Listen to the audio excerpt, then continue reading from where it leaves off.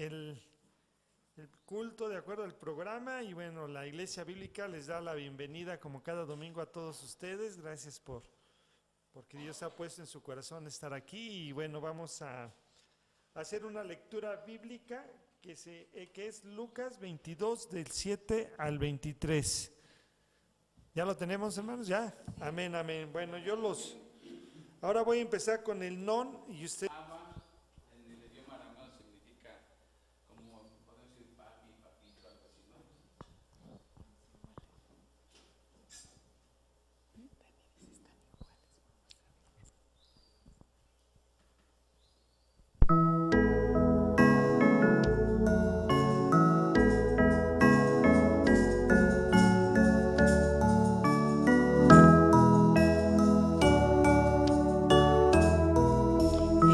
Estamos aquí cantando juntos como familia,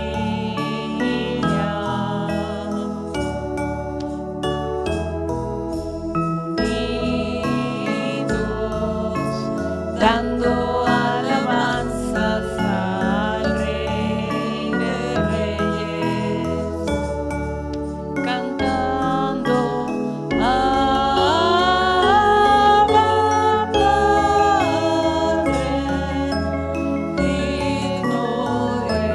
digno eres tú. Abba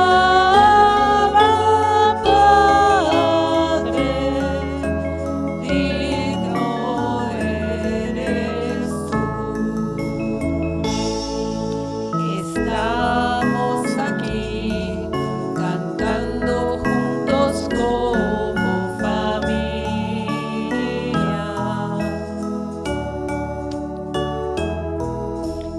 unidos, dando alabanzas al Rey de Reyes, cantando Abba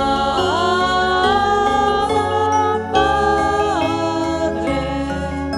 digno eres tú. Abba Padre, digno eres tú.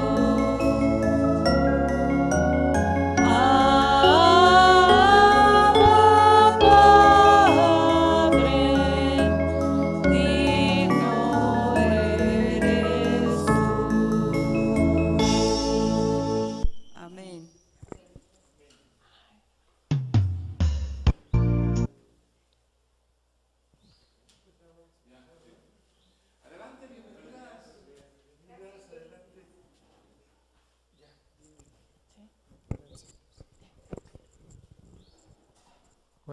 Bueno, aquí. Venid, Esperancita, Moni, qué bueno que están aquí acompañándonos. Bueno, de acuerdo al programa, viene el platillo fuerte aquí con Juan Carlos. Lo vamos a invitar, que va a hablar primero de Corintios 11, 17, 34. Amén.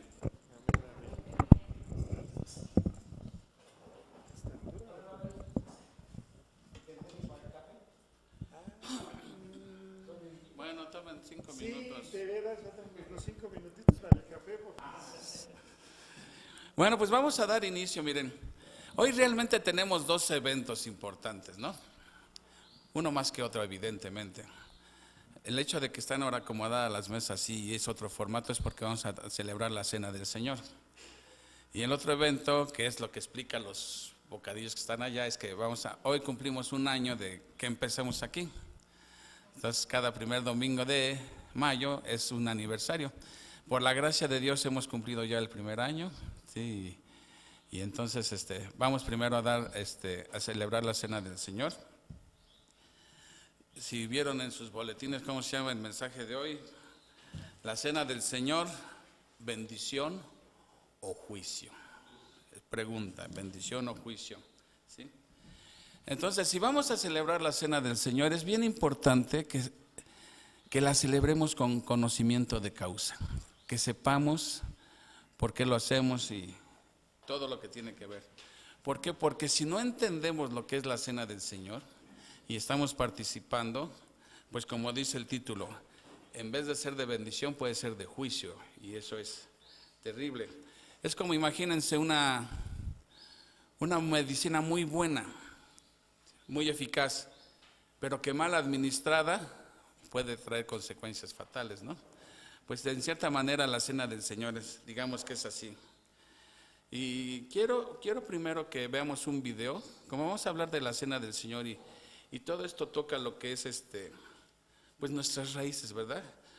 Yo creo que todos provenimos del catolicismo y estuvimos por años y años participando en lo que para ellos es la cena del Señor, pero sin conocimiento de causa ni nada.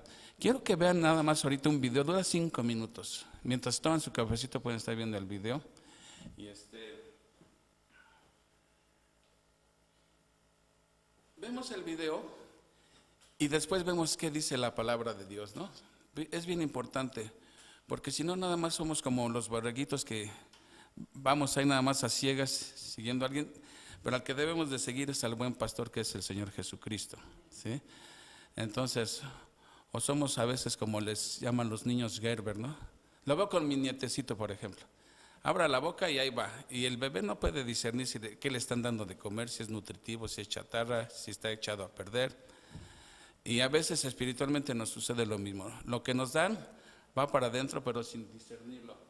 Así que vamos a ver esto con atención.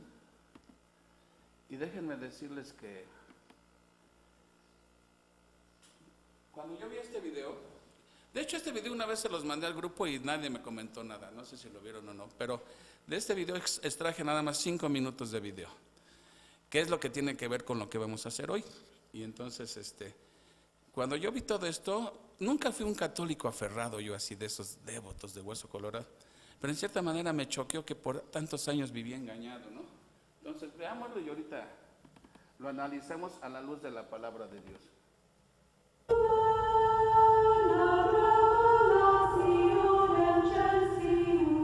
La misa es el centro de la experiencia católica romana y todos los católicos deben asistir semanalmente. La Iglesia Católica dice que la misa es una representación de la última cena. Aquella noche, Jesucristo tomó pan y vino diciendo: «Esto es mi cuerpo y esto es mi sangre». La Iglesia romana enseña que con esas palabras se produce un cambio milagroso. Luego Cristo enseñó a sus discípulos: «Esto haced en memoria de mí». La respuesta de la Iglesia romana a ese mandamiento es la misa. Cuando el sacerdote católico romano pronuncia esas palabras de Cristo de la última cena, los católicos creen que se produce un cambio en el pan y el vino, que realmente se transforman en el cuerpo y la sangre de Jesucristo. El catolicismo romano enseña que un milagro se realiza cuando el sacerdote dice: «Tomad y comed todos de él, porque esto es mi cuerpo que será entregado por vosotros». La Iglesia Católica enseña que la hostia deja de ser pan y ahora es realmente el cuerpo de Cristo. Los católicos creemos que Cristo se convierte en pan y el vino se transforman en el cuerpo y sangre de Jesús, completamente. Toda su alma, todo su cuerpo, toda su divinidad se encierran en un pedazo de pan. Entonces, sencillamente teníamos que aceptarlo así. O sea, era difícil de creer, porque realmente comías y te daban a probar la forma. Y decías, antes de que fuera consagrada, tú te la daban a probar. Sí, es pan realmente, sabe a pan. Pero después de consagrada, cuando tú ibas a recibir la comunión, bueno, pues sigue sabiendo a pan. Si el pan y el vino son transformados en cuerpo y sangre de Jesús, ¿por qué no cambia su apariencia en la consagración en la misa? Usando una combinación de teología, filosofía y misticismo, la Iglesia ha propuesto una teoría llamada transubstanciación, que dice que la naturaleza interior del pan y del vino cambia, mientras su apariencia sigue igual. La transubstanciación es el poder que tiene el sacerdote de convertir el pan, es pan de trigo purísimo que tiene en sus manos, lo convierte por el poder que tiene, que recibió de Jesucristo, de hacer la hostia en el cuerpo y cuerpo de Cristo, y el cáliz, que es el vino de uva, hacerlo sangre de nuestro Señor Jesucristo. Cuando se dice esto es mi cuerpo, se está diciendo que esto que este momento es un pedazo de pan, un poco de harina cocinada, diríamos, pasa a ser el cuerpo de Jesucristo. Pero siendo que el pan no cambia en su apariencia, ¿no tendría más sentido si comprendiéramos las palabras «esto es mi cuerpo» como figurado? ¿Acaso no empleaba Jesús el sentido figurado en su enseñanza? Jesús dijo, yo soy la vid verdadera. Y nadie piensa literalmente que Jesús fuera una vid, sino que es el significado, es un símil, para que nosotros podamos entender mejor lo que Jesús quiere decir. Por lo tanto, cuando Jesús dice, esto, mi cuerpo, que por vosotros es entregado, simboliza que aquel pan que se rompe y se da a las personas para que lo coman, simboliza y representa su cuerpo entregado por nosotros. La mayoría de las denominaciones cristianas entienden el significado del pan y del vino como símbolos. Sin embargo, la Iglesia Católica Romana enseña que se convierten literalmente en el cuerpo y la sangre de Cristo. La Iglesia dice que este cambio es necesario para que los católicos puedan recibir a Cristo como alimento espiritual y a la vez adorarle porque está presente. Adoramos a ese pan y ese vino una vez que han sido consagrados, porque allí está presente el mismo Jesucristo. Jesucristo está presente en todas partes, ¿no? La hostia, el pan sin levadura, en la que yo creía que estaba Jesucristo allí en cuerpo y sangre. Y adoraba, más que a las imágenes, a la hostia. Yo pasaba muchas horas delante de lo que nosotros llamábamos el Santísimo, adorando la hostia. ¿Y por qué la ex monja ya no adora así delante del Santísimo? Porque yo creo en el Dios verdadero, porque yo creo en lo que me dice el Señor en su palabra. A través de toda la palabra dice, no te hagas imágenes. No obstante, la Iglesia Católica enseña que el pan y el vino deben y tienen que cambiar, no solamente para que Cristo pueda ser recibido y adorado, sino también para tener un sacrificio visible como la naturaleza humana requiere. Cristo es ofrecido al Padre en cada misa mediante las manos del sacerdote, un sacrificio literal y real por los pecados de los vivos y los muertos. La Santa Misa, para los católicos, es realmente un sacrificio en el cual Cristo otra vez vuelve a ofrecerse en la cruz, pero es un sacrificio incruento, es decir, sin sangre. Es inconcebible que tenga que seguir muriendo cada día por nuestros pecados, como si su obra no fuera suficiente. Él necesita repetirla una y otra vez. ¿Qué es eso? Estamos minusvalorizando el sacrificio de Cristo en la cruz. No, Él es Dios, Él no es ningún hombre que murió por nosotros, Él es Dios y su obra es suficiente de una vez para todas.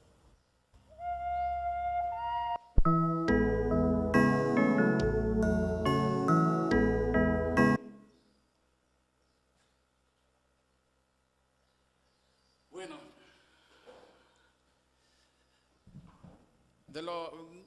no se escuchaba muy bien el audio, no sé por qué, yo creo que es problema de origen.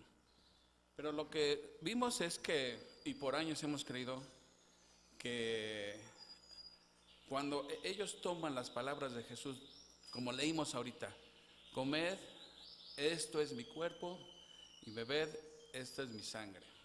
Lo toman de una manera tan literal ellos, que han postulado un dogma que se llama la transustanciación, donde ellos dicen que la hostia, que es un pan, cuando el sacerdote dice las palabras, esto es mi cuerpo, se convierten literalmente en el cuerpo de Cristo. Y el vino se convierte en la sangre de Cristo.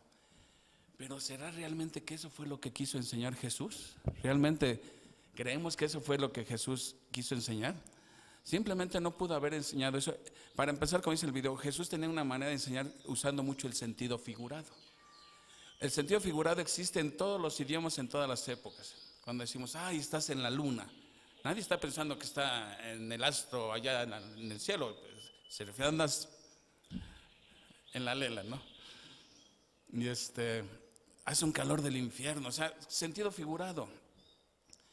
Cuando Jesús dijo, esto es mi cuerpo, Él no podría estar hablando literalmente porque Él estaba todavía físicamente ahí. Él no estaba diciendo, esto es un pedazo de mi cuerpo, de mi carne, no es. o se está convirtiendo en mi cuerpo. Él simplemente dijo, tomad este pan, esto es mi cuerpo. Pero lo que representaba eso era lo importante que ellos entendieron. Nadie entendió que significaba que él estaba hablando literalmente.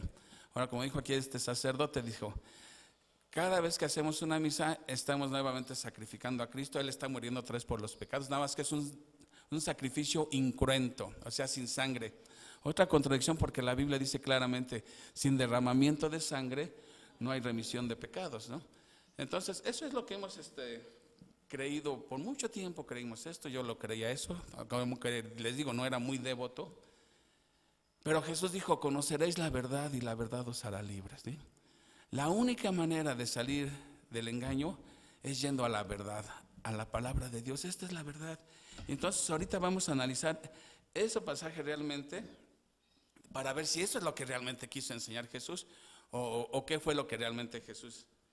Y hoy quiero que al terminar nuestra celebración de la cena, quiero que podamos dar respuesta a 6 preguntas. Primero, que una vez que terminemos la misa, ¿vieron cómo se resbala uno? Una vez que terminemos nuestra celebración, sepamos qué es la cena del Señor, ¿sí? Y por qué es importante. Segunda pregunta que debemos responder, ¿cómo debemos llamarla? Santa Cena, la Cena del Señor, Eucaristía, comunión, ¿cómo debemos llamarla realmente?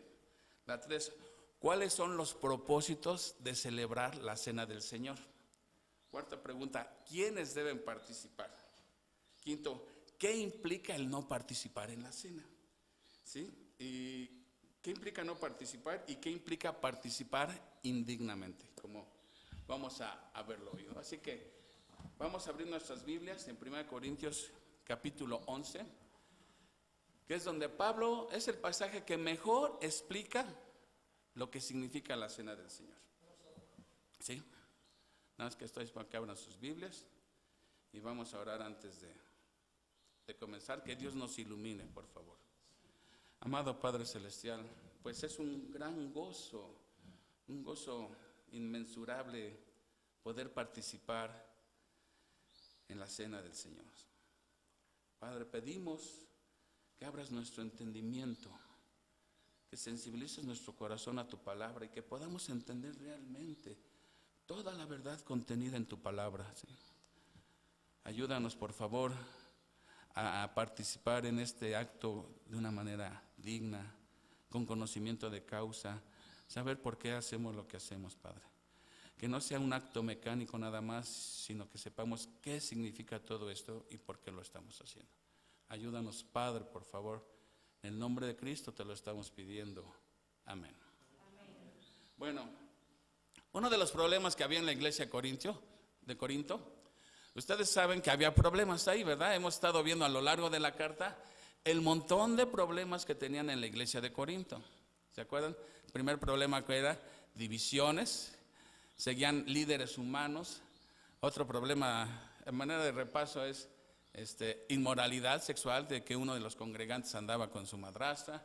Habían problemas de litigios entre hermanos demandándose unos a otros y ante los incrédulos. Había problemas de fornicación. Todo esto era por el contexto donde estaba la ciudad de Corinto, ¿sí? Era una ciudad muy pagana, muy, hagan de cuenta, un Sodoma y Gomorra, ¿sí? Entonces, otro de los problemas que hay había desórdenes en la iglesia. Y por eso aquí Pablo en el capítulo 11, versículo 17, dice así: pero al anunciaros esto que sigue, no os alabo, porque no os congregáis para lo mejor, sino para lo peor. Desde ahí llama la atención eso. ¿Será posible que nosotros podamos congregarnos esperando salir bendecidos de estar aquí, y que por X causas, en lugar de salir bendecidos, salimos bajo juicio? ¿Será posible eso? Es posible, porque aquí Pablo lo está diciendo.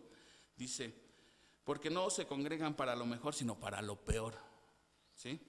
Versículo 18, pues en primer lugar, cuando os reunís como iglesia, o sea, está hablando de una reunión a nivel iglesia, no una reunión, fiesta social, nada. Cuando se reunían como iglesia, así como nosotros, dice, oigo que hay entre vosotros, ¿qué? Divisiones. Ya habían mencionado este problema Pablo desde el capítulo 1. Había divisiones, nada más que ahora no era el mismo tipo de división. En el capítulo 1 nos decían, no, yo soy de Pablo, no, yo soy de Pedro, no, yo soy de Apolos, ese es mi gallo, ¿sí? Y seguían líderes. Pero en este caso no era ese el problema de la división. Aquí el problema era que los ricos le hacían el feo a los pobres, ¿sí? Ese era realmente el problema. En la ciudad de Corinto había gente muy rica, pero también había gente muy pobre. Entonces, cuando se reunían a celebrar la cena del Señor, ¿sí? Los ricos les hacían el fuchi a los pobres. Y Pablo dice, ¿qué les pasa a ustedes? Por eso le está diciendo, oigo que hay entre vosotros divisiones, y en parte lo creo. Pues, ¿cómo no va a ser posible si con tantos problemas que había ahí? Pues, era lo más normal, era que tuvieran este tipo de problemas, las divisiones. Ahora, fíjense lo que dice en el 19, dice algo que realmente sorprende. O sea, Pablo está atacando a las divisiones, ¿sí? Pero por un lado ve el lado bueno, dice, porque es preciso que entre vosotros haya disensiones, o sea, desacuerdos, divisiones, ¿sí? La palabra griega es cisma, de división, ¿sí? Porque es preciso que entre vosotros haya disensiones para que se hagan manifiestos entre vosotros los que son aprobados. Entonces, Pablo para nada está alabando que haya divisiones, pero de los males el menor, dice, lo único bueno que dejan las divisiones, ¿para qué sirven? Los auténticos cristianos. O sea, finalmente Pablo le está diciendo, está mal que haya entre vosotros divisiones, pero a Dios no le toma por sorpresa las divisiones, porque finalmente salen a relucir quiénes son los verdaderos cristianos. Todo aquel que causa división en una iglesia, pues hay que realmente preguntarnos si realmente es un cristiano, porque dividir la iglesia es atentar contra el cuerpo de Cristo. La iglesia es el cuerpo de Cristo. Entonces, si alguien empieza a causar divisiones, ¿sí?, está realmente atacando el cuerpo de Cristo. Entonces dice, para que se hagan beneficio entre vosotros los que son aprobados. O sea, no hay mal que por bien no venga, finalmente es lo que dice Pablo. Para saber quiénes son realmente creyentes genuinos. Si le preguntáramos a Pablo, ¿qué es lo que pasa, Pablo? Dice 20, cuando pues os reunís vosotros, esto no es comer, ¿qué? ¿Cómo le llama a este acto, Pablo? La cena del Señor. Entonces, ¿cómo debemos llamarle nosotros? La cena del Señor. Porque así es como le llama la Biblia, la cena del Señor, ¿sí? Entonces, ellos se reunían para celebrar la cena del Señor, pues les dice Pablo, eso que están haciendo ustedes, eso para nada es la cena del Señor. Y vamos a ver por qué. ¿Qué estaban haciendo para que Pablo les dijera esto? Dice en el 21, porque al comer, aquí viene, cada uno se adelanta a tomar su propia cena, y uno tiene hambre y otro se embriaga. Ya apareció el peine. ¿Cuál era el problema? Que los ricos llevaban sus manjares ellos, ¿sí? Y eso era para ellos, ¿sí? Comenzaban a estar comiendo, porque la costumbre era que primero se tenía un convivio ágape, una comunión, una comida de amor, le llaman comida ágape. Y ya después celebraban la cena del Señor. Entonces, ¿qué hacían los ricos? Mientras empezaba la ceremonia de la cena del Señor, ellos ya estaban come y come y come, y no solamente eso, hasta embriagándose. Pablo les dice, se emborrachan, ¿sí? Se están emborrachando. Y otros, cuando ya iban a empezar la cena del Señor, pues ¿quiénes eran los últimos que llegaban? Los pobres. ¿Por qué? Porque los pobres la mayoría eran esclavos, y ellos tenían que terminar su trabajo para poder ir a celebrar la cena del Señor. Ahora, ¿dónde se celebraban las reuniones? En ese entonces era en las casas de la gente pudiente, porque eran los que tenían casas grandes que podían albergar a más gente, ¿sí?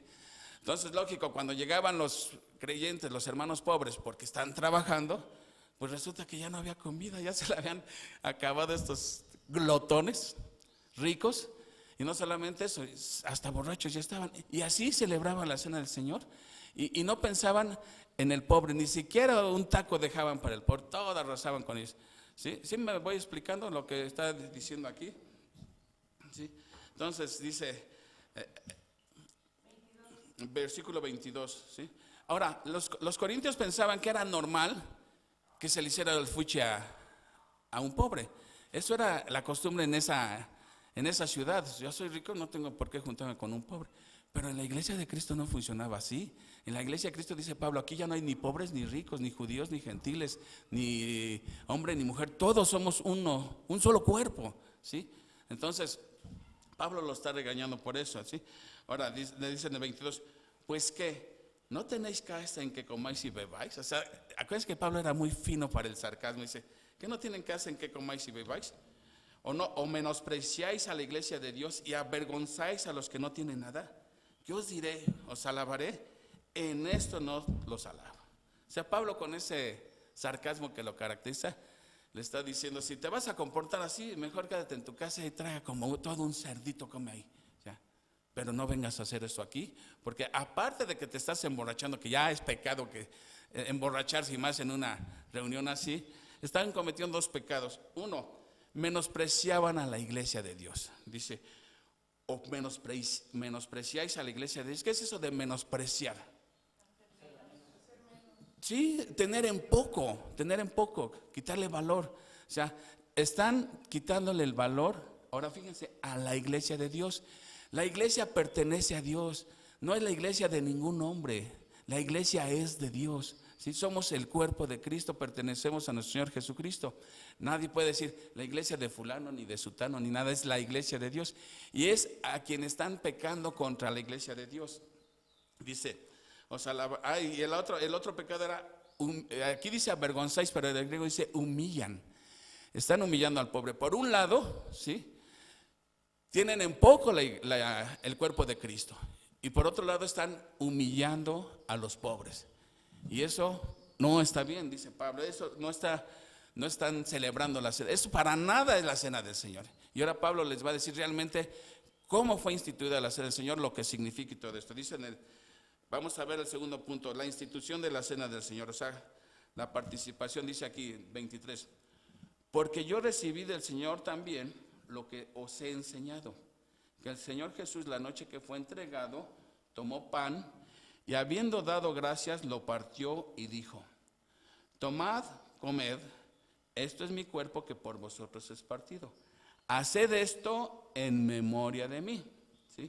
Asimismo también tomó la copa después de haber cenado, diciendo, esta copa es el nuevo pacto en mi sangre. Haced esto todas las veces que la bebieras en memoria de mí. Interesante. Primero Pablo le está diciendo que él les transmitió lo que él recibió. Aquí hay una lección para nosotros. ¿Qué debemos de hacer con lo que recibimos? Transmitírselo a otro. O sea, lo que yo aprendo debo enseñárselo a otro. ¿Sí? Eso es lo que dice Pablo. Yo les estoy transmitiendo lo que yo recibí. ¿Y qué fue lo que recibió? ¿De quién lo recibió? Del Señor Jesús. ¿Sí? De él lo recibió. Dice, fíjense, la noche que fue entregado. Vean, Pablo se está remontando a la noche cuando Jesús fue entregado. ¿Cuándo fue esa noche y por qué Pablo la relaciona? Los abusos que estaban haciendo en la cena, ¿por qué lo está relacionando con la noche en que fue entregado Jesús? ¿De qué noche fue esa? Pues sí, fue el jueves cuando Jesús fue traicionado por Judas. ¿Sí? Entonces Pablo, cuando Pablo está relacionando lo mal que se están portando los corintios, lo está comparando con lo que Jesús, la noche que Jesús fue traicionado. O sea, Pablo está diciendo en otras palabras, así como Judas traicionó a Jesús, ustedes también están traicionando a Jesús por estarse comportando así. Por eso lo trae a colación Pablo. Ahora, ¿qué fue lo que dijo Jesús?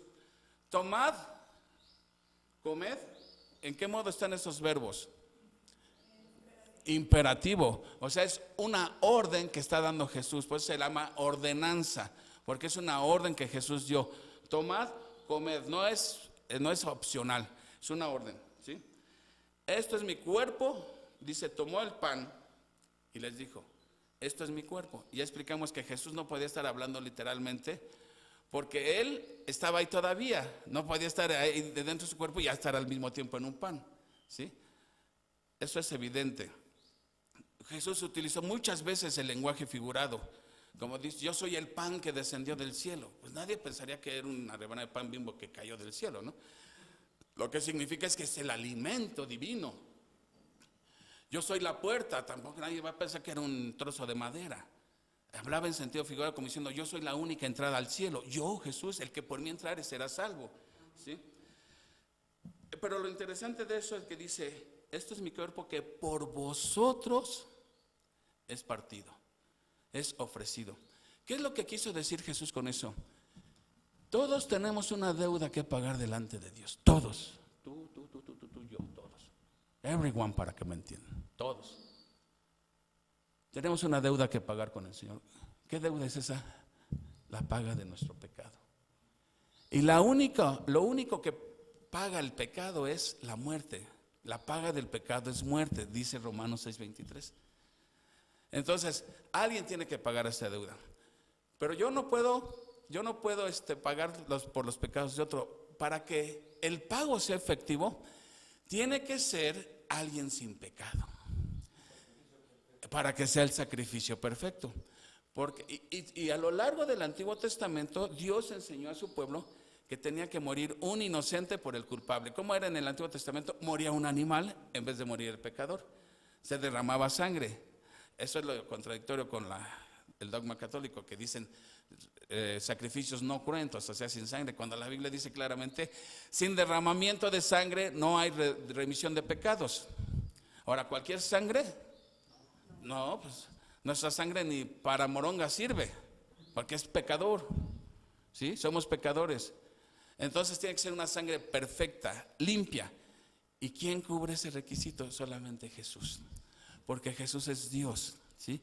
Y es hombre para que pueda morir por nosotros. Entonces, ¿qué es lo que sucede? Lo que está diciendo Jesús, dice, yo voy a hacer el pago por sus pecados, pero lo está simbolizando, así como se está rompiendo este pan, ¿sí? Así como este pan va a ser destrozado, así voy a ser yo destrozado también. Por eso dice, esto es mi cuerpo, que por vosotros, ¿sí? A causa de ustedes, ¿sí? A causa de ustedes, en favor de ustedes y por culpa de ustedes. Es lo que está diciendo Jesús. Porque tenemos una deuda tan grande que no podemos pagarla. No puedes hacer ni una sola obra para cancelar un solo pecado, ni una. El pecado es cosa seria delante de Dios. Tan serio es que tuvo que morir él mismo para poder pagar por nuestros pecados. Eso es amor del bueno. Ese es el amor ágape, ¿sí? Entonces, eso es lo que está diciendo Jesús. Ahora, ¿por qué les dijo, tienen que hacer esto? ¿Sí? Porque nosotros somos muy dados a olvidar. ¿Se acuerdan? Cuando Dios liberó al pueblo de Egipto, ¿sí? Mataron un cordero en la 10ª plaga. Y el cordero que mataron era el sustituto del primogénito que tenía que morir. Ese fue un acto de fe. Y Dios les dijo a través de Moisés, tienen que hacer esto cada año, lo tienen que hacer. ¿Para qué? Para que no se les olvide. Porque somos muy dados a olvidar nosotros. ¿Cuántas veces nos pueden haber hecho un favor y ya se nos olvidó que debemos un favor? Ahora imagínate un favor de este tamaño, que Dios mismo se haya encarnado para morir por mis pecados. Dios dijo a su pueblo, tienen que hacerlo cada año. Y cuando te pregunte tu hijo, oye papi, ¿por qué te hacemos esto? Le vas a explicar por qué lo tenemos que hacer. Bueno, entonces el antecedente de la cena del Señor es justamente la Pascua. Lo que nosotros celebramos no es la Pascua, es la cena del Señor. El antecedente de la cena del Señor es la Pascua, porque Jesús toma la Pascua, Jesús estaban celebrando la Pascua y lo relaciona con su obra. Así como este cordero tuvo que morir para que no murieran los primogénitos, así yo voy a morir para que ustedes no mueran. Así, eso es lo que está diciendo. Entonces, lo tienen que hacer. En el Antiguo Testamento era cada año. Aquí Jesús no dijo cada cuándo hay que hacerlo. No dice cada cuándo. Entonces, ¿cómo elegimos cada cuándo lo hacemos? Pues pensamos que lo deciden los líderes de la iglesia. O sea, hay algunos que tal vez lo hagan cada semana, otros lo hacen tal vez cada mes, otros tal vez cada año, pero hay que hacerlo. Nosotros, ¿por qué cada 3 meses? Bueno, no es porque venga en primera de Juan Carlos eso. Pero yo pienso que me ha tocado ver, si lo hiciéramos cada 8 días o cada mes, como luego veo en las iglesias que cada mes celebran la cena del Señor, pero lo ponen como parte del programa, ¿sí? Le dedican, lo he visto, 5 o 10 minutos a la cena. Y algo tan solemne como que se va perdiendo la importancia. ¿Por qué? Porque algo tan a la ligera, sin explicar. A veces me tocó ver en algunas iglesias que, a ver, vamos a celebrar la cena, pasan los elementos, no preguntan ni quién es creyente ni quién es no creyente. Muchos se van con la idea de que, ay, mira, qué amables son los hermanos, hasta te dan tu galletita y tu juguito, sin saber ni qué onda con eso, ¿no? Entonces, creo que esto merece la debida reverencia. Ahora, si lo hiciéramos cada año, también como que se va perdiendo también la importancia, ¿no? De por qué cada año. Entonces, optamos por hacerlo cada 3 meses, ¿sí? Ni muy seguido ni tampoco muy lejano. Pero digo, la Biblia no dice cada cuándo, lo que sí dice es que hay que hacerlo, ¿sí? Se cree que en la iglesia primitiva quizá lo hacían cada 8 días. Bueno, entonces aquí ya está diciéndoles Jesús lo que significa la noche que fue entregado, ¿sí? Ahora, ¿cuál era el propósito de esto? Lo acabo de decir, 26. Así pues, todas las veces que comieras este pan y bebieres esta copa, la muerte del Señor anunciáis hasta que Él venga. Dos cosas está diciendo, dos propósitos hay aquí. Uno, la muerte del Señor anunciamos. ¿Por qué?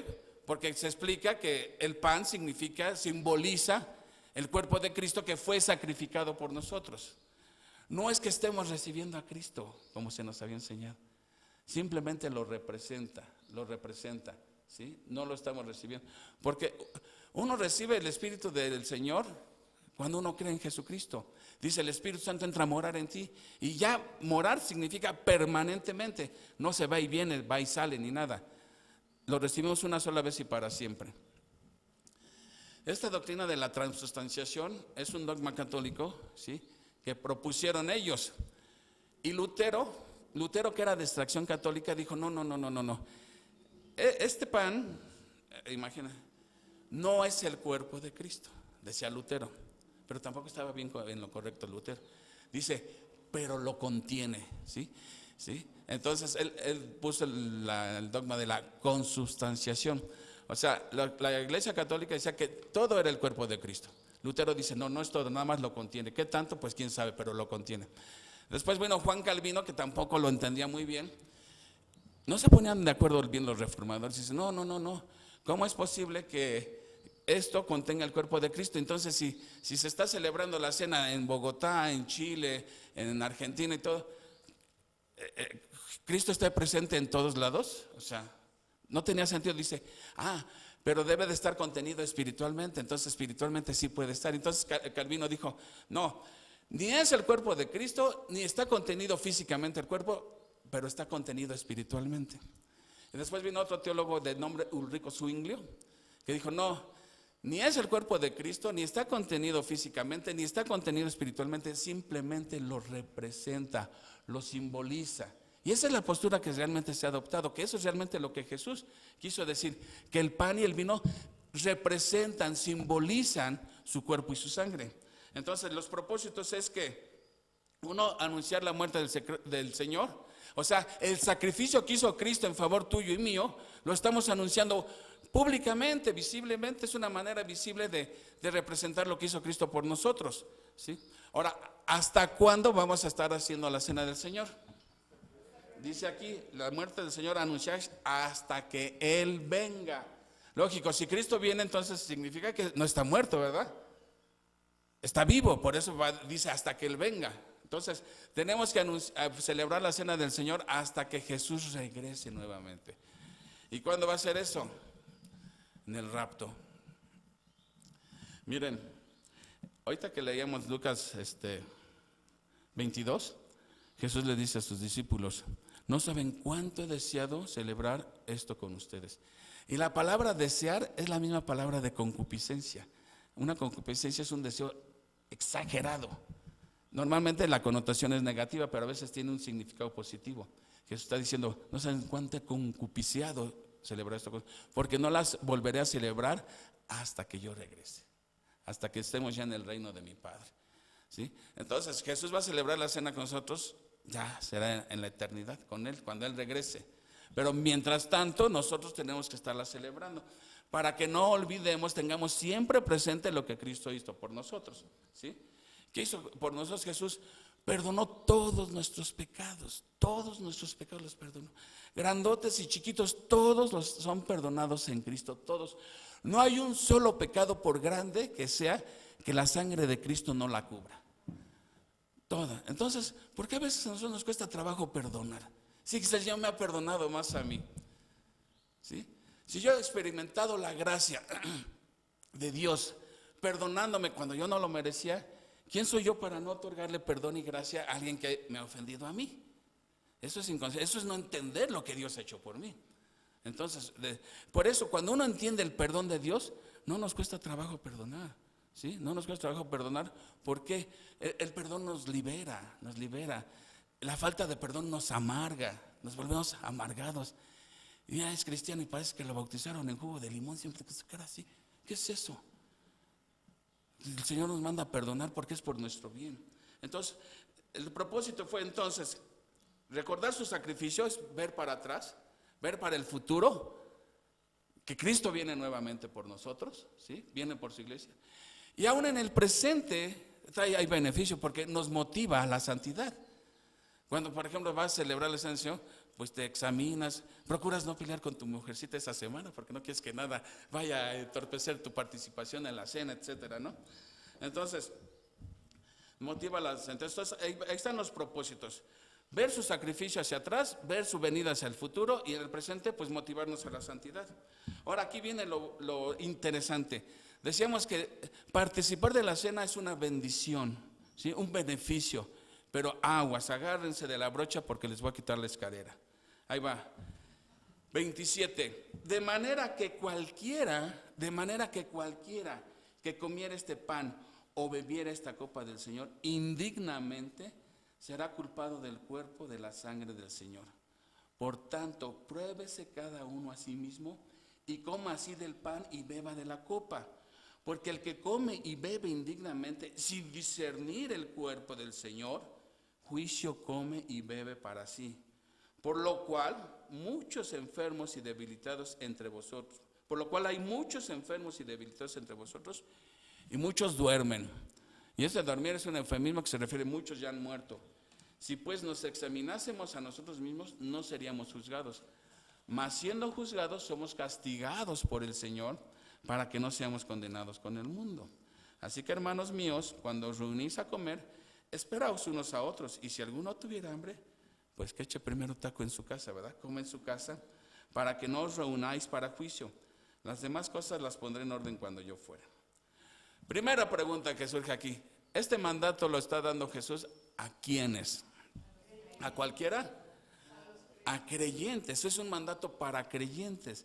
Entonces, ¿alguien que no es creyente debe o puede participar? Pues no, porque no le va a significar nada. Esto es para creyentes a los que hemos puesto nuestra fe en Jesucristo como nuestro único y suficiente Salvador. Y lo hacemos para recordar lo que hizo por nosotros. Porque si yo no soy creyente y participo, estoy participando indignamente, sin discernir, sin entender qué es lo que estamos haciendo, ¿sí? Entonces, bien importante, primero, que seamos creyentes, ¿sí? Ahora, segundo, hacerlo dignamente, ¿sí? O sea, no debes participar en pecado, ¿sí? Entonces, aquí viene lo interesante. Si hay pecado en mi vida y va a haber cena del Señor en la iglesia, es válido decir, ¿sabes qué? Yo creo que esta vez yo no le entro. Porque si le entro, híjole, me vaya a disciplinar el Señor. No, me disculpan, pero yo hoy no le entro. Pero eso es lo que está diciendo Pablo aquí. No está diciendo, si estás en pecado, no le entres.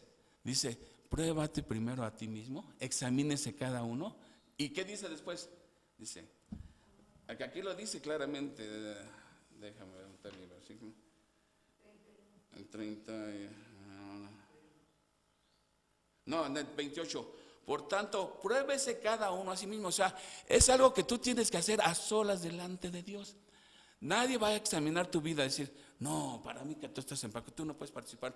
Dios te está dando la opción de que tú te examines. ¿Y qué quiere decir examinarse? Pues ponernos a cuentas con Dios. O sea, en lugar de decir, no participo, dices, me examino. Y ¿sabes qué, Señor? Pues sí, estoy mal, pero me comprometo, o sea, porque dice, examínese y coma y beba de la copa. Coma y beba, no está diciendo, si estás en pecado no comas. Porque, por ejemplo, aquí los corintios estaban pecando de borrachos, de menospreciar la iglesia del Señor, de humillar al pobre. Y si decían, bueno, entonces no participo, pues ahora ya le estás agregando otro pecado a tus pecados. Porque en lugar de participar, dices, no participo, estás desobedeciendo una orden. Entonces, ¿pero cómo le hago? Diría el pecador, pruébate a ti mismo, o sea, ponte a cuentas con Dios y reconoce delante de Dios que sí estás en pecado, ¿sí? Y significa, pues, Señor, estoy en pecado, esta cosa, pues yo sé que no te agrada, lo ando haciendo, etcétera, lo que sea. Ahora sí, cada quien sabe de dónde le aprieta el zapato. Pero si no participo, te estoy desobedeciendo, y mayor desobediencia me va a llevar a peores cosas. Me comprometo me comprometo a arreglar este asunto. Vamos a suponer que tengo problemas con fulanito, sutanito. Ay, ese hermanito me cae como hígado. Pero es mi hermano en Cristo. Pero muchas iglesias a veces dicen, arreglen primero su diferencia. Una vez lo vi, arreglen sus diferencias antes de participar. Y resulta que se presta un circo de morbo. Ay, yo no sabía que traían bronca a ellos. O luego, según están arreglando y terminan otra vez discutiendo. No, pero es que tú, dice, la cosa es, delante de Dios me comprometo a que voy a arreglar eso.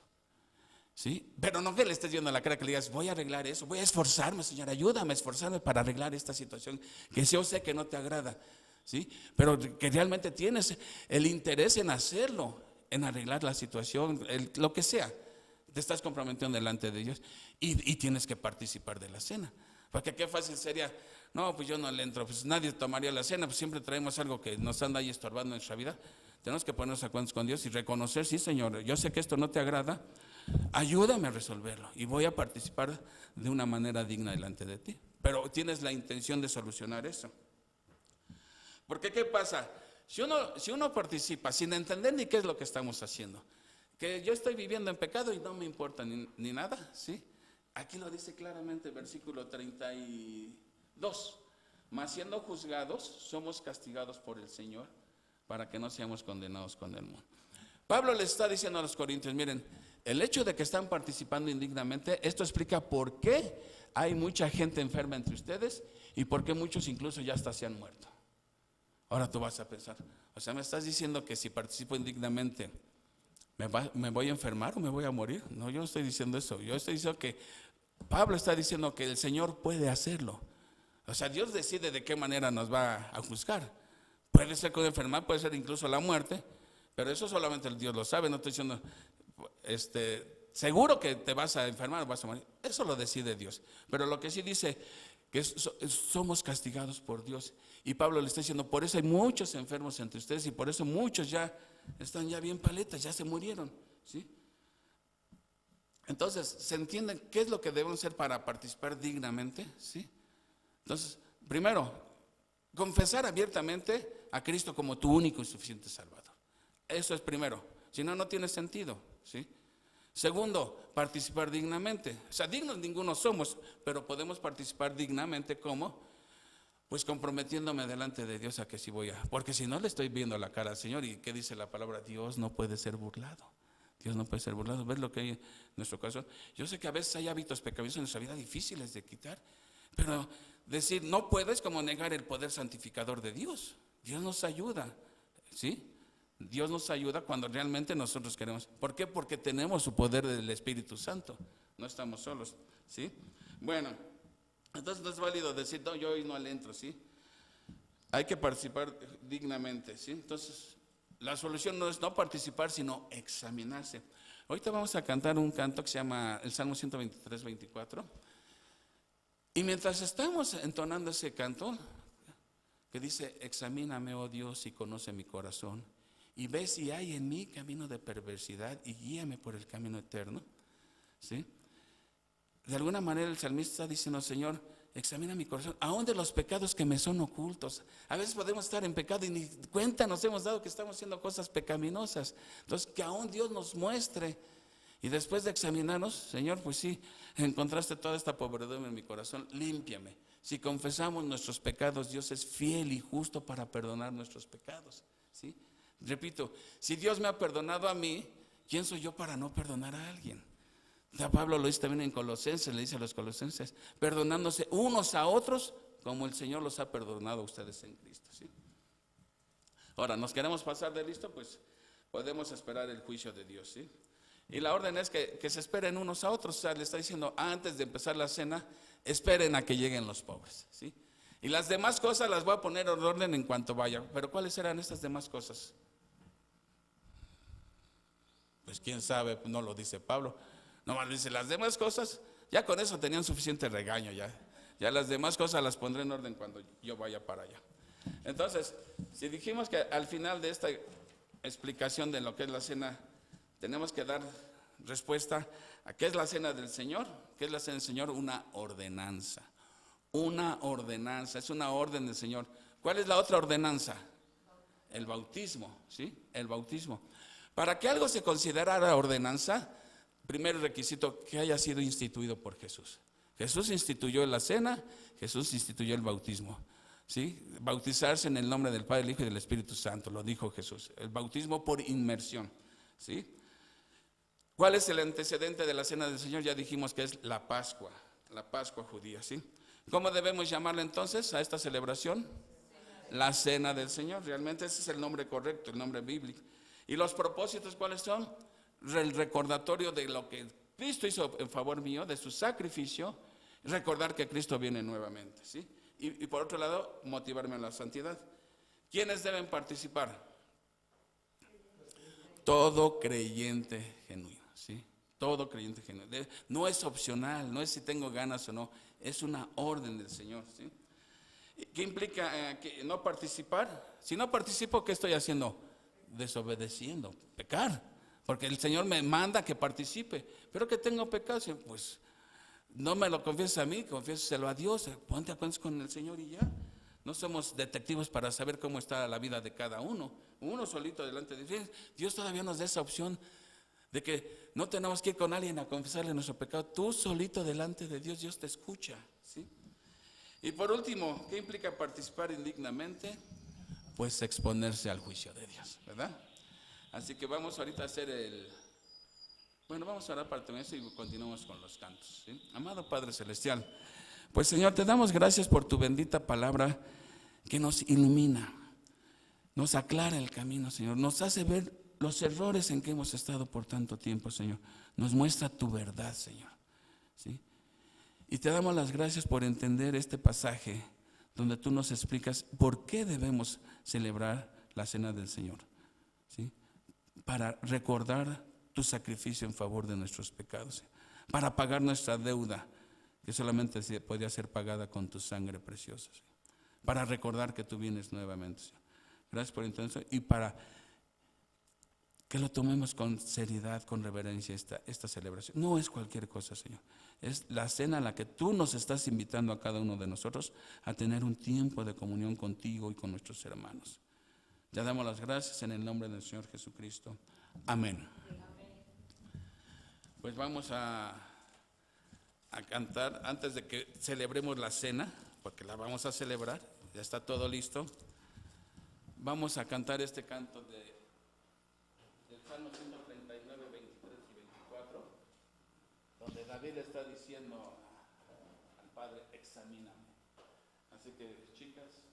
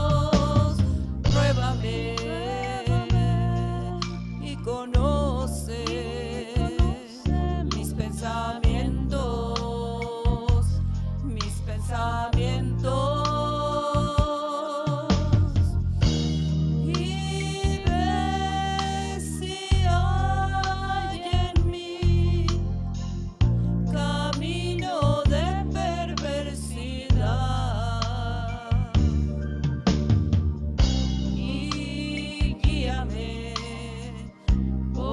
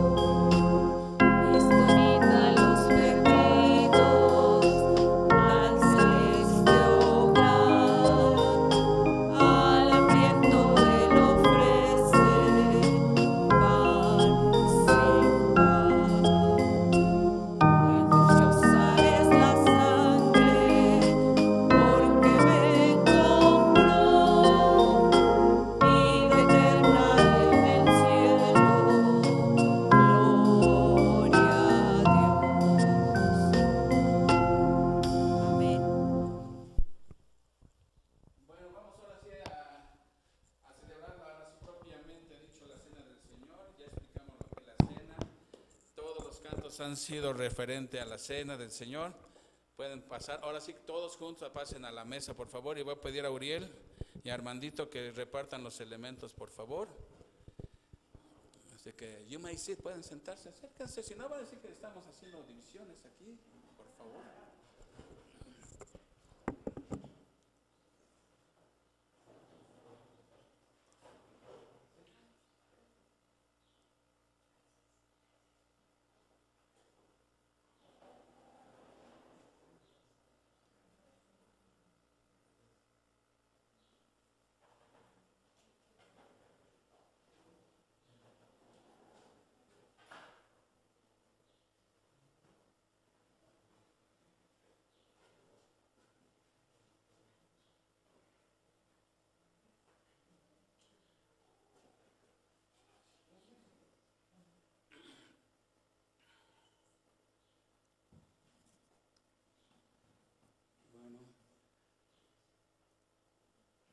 Ya dijimos que este pan representa, no es el cuerpo de Cristo, no se ha convertido en el cuerpo de Cristo, ni lo contiene ni física ni espiritualmente, simplemente lo representa, lo simboliza. Y ahorita que lo comamos, mientras estamos triturándolo, recordemos que así fue masacrado y machacado y triturado el cuerpo del Señor. Así que le voy a pedir a Uriel si puedes orar por favor por el pan, que cuando terminen de orar, tomamos el pan. Señor Padre bendito, gracias te damos, Señor mío, porque nos permites celebrar tu Santa Cena, Señor Padre, en este día, Señor Padre. Gracias por este pan que nos vas a dar, Padre, que representa tu cuerpo, Señor Padre bendito, para que tengamos memoria, Señor Padre bendito, de todo lo que hiciste, estás haciendo y vas a hacer, Señor Padre Santo. Te lo agradecemos, esto en el nombre de tu amado y bendito Hijo Jesucristo, Señor mío. Amén. Amén. Tomamos el pan.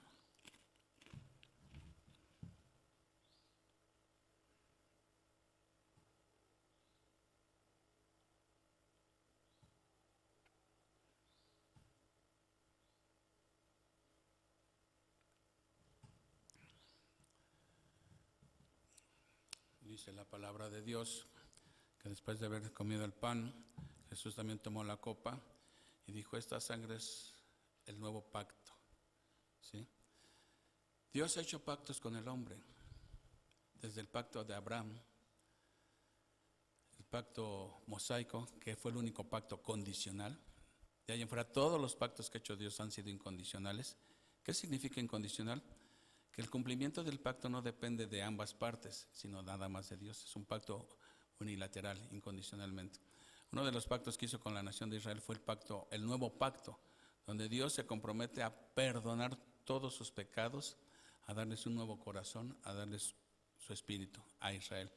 Pero dentro de ese pacto Jesús está diciendo: para ustedes también están bienvenidos al nuevo pacto. Entramos al nuevo pacto, que es el perdón de los pecados.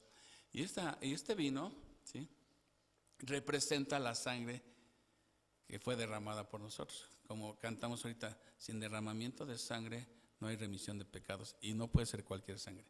Así que voy a pedir a Armandito si puedes orar por el vino, y cuando termine el de orar, tomamos el vino.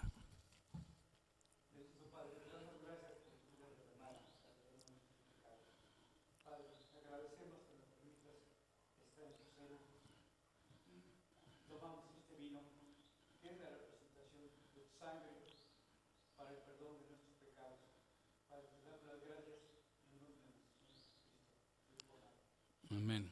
Tomemos el vino.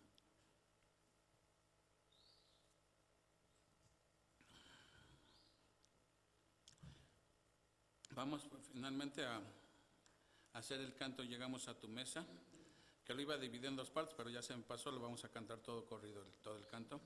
Llegamos a tu mesa.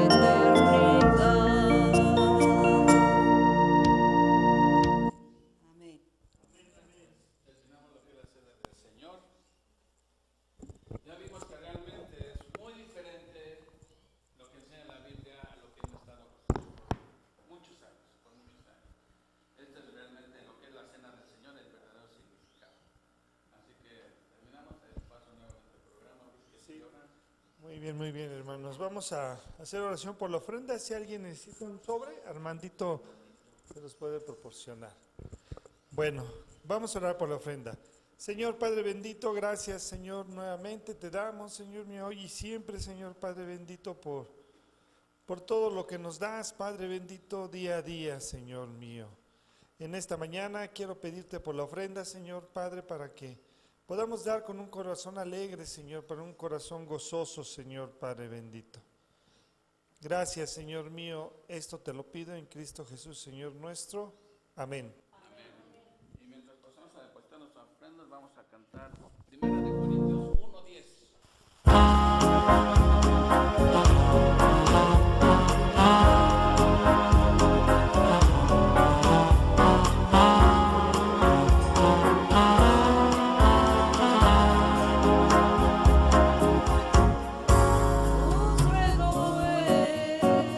Hermanos, en el nombre del Señor, os ruego pues, hermanos, en el nombre del Señor,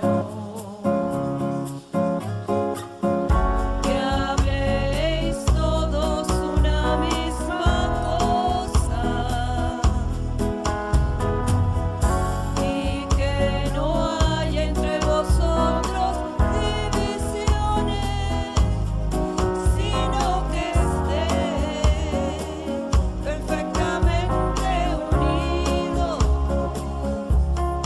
en una misma mente y en un mismo parecer. Os ruego pues, hermanos, en el nombre del Señor, os ruego pues, hermanos, en el nombre del Señor, que habléis todos una misma cosa y que no haya entre vosotros divisiones, sino que estéis perfectamente unidos en una misma mente y en un mismo parecer.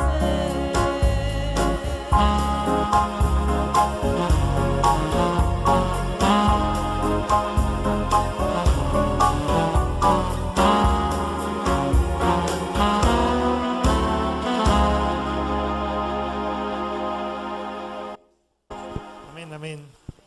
Bueno, siguiendo aquí el programa, vamos.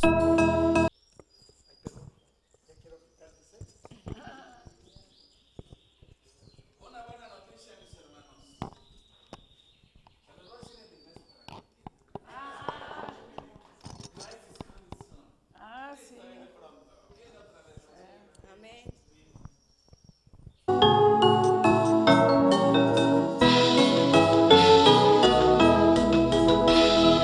Notas alegres cantar.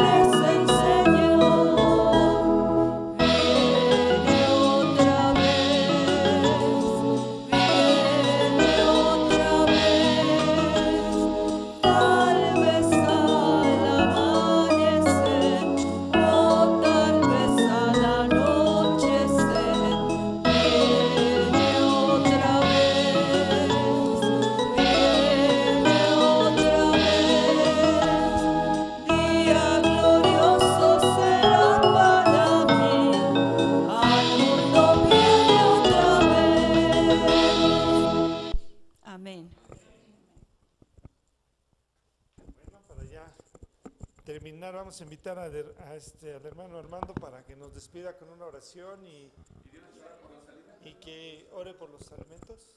Por favor, Armando, gracias. Muchas gracias. Bendito Padre Celestial, te damos gracias por habernos permitido participar en tu cena, Señor. Algo que es muy valioso para nosotros porque es un alimento aparte espiritual, es un alimento que nos fortalece día con día. Te damos gracias, Señor, por toda este año que hemos tenido en alabanzas, en gozos. Esperamos por tu gracia, Señor, seguir continuando con lo que tú has mandado, Señor. Llevar el mensaje a todo el mundo, Señor, a todos los que lo necesitan. También, Señor, te damos gracias por los alimentos, Señor, te los pedimos, Señor, en nombre de nuestro Señor Jesucristo, Señor. Estos alimentos que vamos a tomar celebrando este primer aniversario, Señor. Te lo pedimos en nombre de nuestro Señor Jesucristo, tu Hijo. Amén.